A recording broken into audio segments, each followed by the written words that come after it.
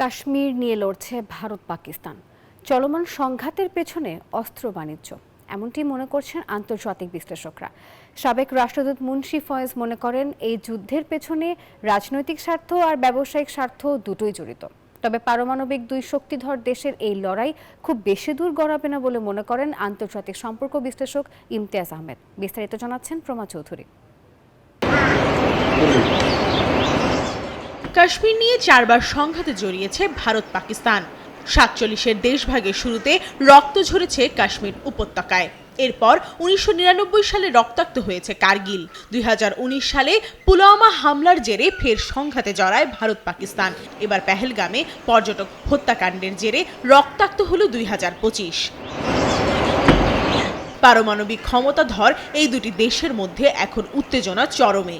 কূটনীতিক বহিষ্কার, বিমান চলাচলের জন্য আকাশপথ বন্ধ করা সহ পাল্টাপাল্টি বেশ অনেকগুলো পদক্ষেপের ঘোষণা দিয়েছে দুই দেশই। অন্যদিকে গ্লোবাল ফায়ার পাওয়ার বলছে পাকিস্তানের পারমাণবিক অস্ত্রের সংখ্যা 140 থেকে 150, অর্থাৎ ভারতের চেয়ে পারমাণবিক শক্তিতে খানিকটা এগিয়ে আছে পাকিস্তান।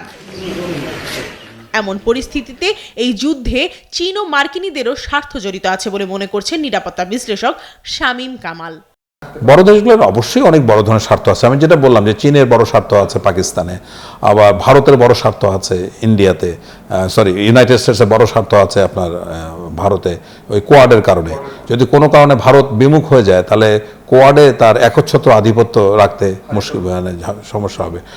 বান্ডেল থাকলে প্রতি সেনমানিতে টাকা বাঁচবে। বিকাশ সেনমানি বান্ডেল কিনে জিতুন প্রতি লেনদেনে। সুতরাং এইটাকে বলতে পারেন এই জায়গাটাতে ইন্দো পাক সাবকন্টিনেন্টে মূলত এই দ্বন্দ্বটা ইউনাইটেড স্টেটস এবং চায়নার মধ্যে। হ্যাঁ, এখানে অবশ্যই মার্কিন যুক্তরাষ্ট্র, চীন, অন্যান্য প্রভাবক যে শক্তিগুলি আছে, এমনকি রাশিয়া, সবারই কোনো না কোনো ইনভলভমেন্ট আছে। এই যে যুদ্ধ হচ্ছে, এই যুদ্ধ ততদিন পর্যন্ত চালাবে যতক্ষণ পর্যন্ত তাদের স্বার্থ অক্ষুণ্ণ থাকবে। নানা অভিযোগ তুলে দুই পড়শি এখন পুড়ছে ক্ষোভের আগুনে। সাবেক রাষ্ট্রদূত মুন্সি ফয়েজ মনে করেন এই যুদ্ধ নিছক অস্ত্র ব্যবসা। অন্যদিকে চীনও দেখতে চাইবে না দীর্ঘস্থায়ী হোক এই লড়াই। ভারতের জন্য বা পাকিস্তানের জন্য সামরিক ব্যবসা না, ব্যবসাটা হলো বাইরে যারা আছে, যারা সরবরাহটা করে। এখানে ভারত পাকিস্তানেরই যুদ্ধ, কিন্তু এটা সুযোগে তারাও তাদের অস্ত্রশস্ত্র বিক্রি করার সুযোগ পাচ্ছে। আর চীন কিন্তু আসলে আমি যদি বুঝি যুদ্ধ চায় না। ভারত পাকিস্তানে এই যুদ্ধ দীর্ঘস্থায়ী হবার আশঙ্কা দেখছে না আন্তর্জাতিক সম্পর্ক বিশ্লেষক ইমতিয়াজ আহমেদ।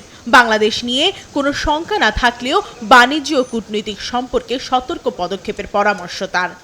যদি এই দুটো দেশ বড় যুদ্ধের মধ্যে যায় তাহলে আমাদের কি করণীয় সেই হোমওয়ার্কটাও করা দরকার। ক্ষয়ক্ষতি একটা হয়েছেই, কারো না কারো লস হয়েছে, সেই জিনিসটা দেখা যেই এটা আরও হতে পারে কি না, কি ভারতীয় কি পাকিস্তানি, আমরা এর মধ্যে কোনোভাবে জড়িত না। যুদ্ধ করালে লাভের গুড় কে পাবে, এ নিয়ে কূটনীতিক মহলে চলছে বিতর্ক। একই সাথে রাষ্ট্রীয়ভাবে এই যুদ্ধে বাংলাদেশের নাক গলানো উচিত না বলেও মত বিশেষজ্ঞদের। প্রমা চৌধুরী, নিউজ 24, ঢাকা।